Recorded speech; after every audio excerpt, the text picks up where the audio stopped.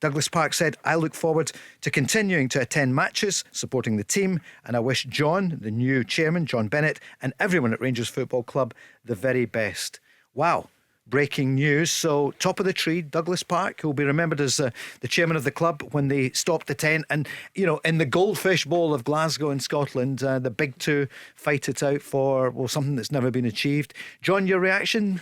Well, I'm not going to comment on something I don't know an awful lot about. I don't follow Rangers' progress in terms of financially where the club is at. I tend to stay away from all that sort of stuff. But obviously, you know, he obviously feels he's gone in there. He's sort of steadied the ship, if you like.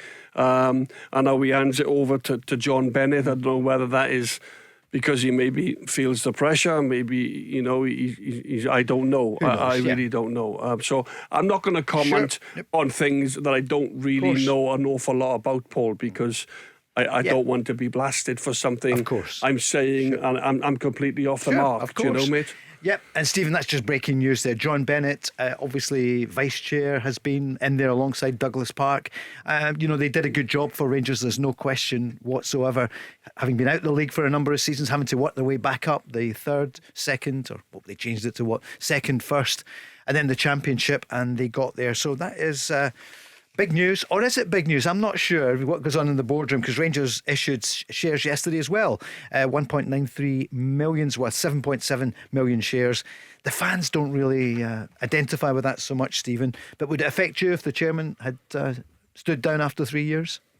Yeah, well, it's big news in terms of obviously Douglas Park's a huge Rangers fan, successful businessman in the city, and I'm sure he's doing it for the right reasons, and he feels he's done his bit at Rangers.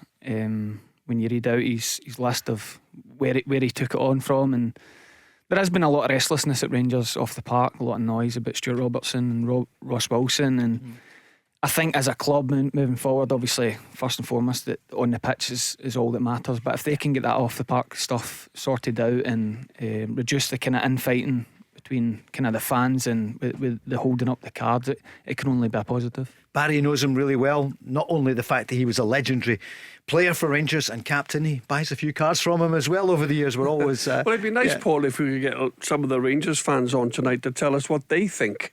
You know, what they actually think of. Did he do a good job? Are they happy to see him moving on? Are they happy with John Bennett, who's the new guy coming in? It'd be interesting for us to hear from them what their thoughts are on this big decision.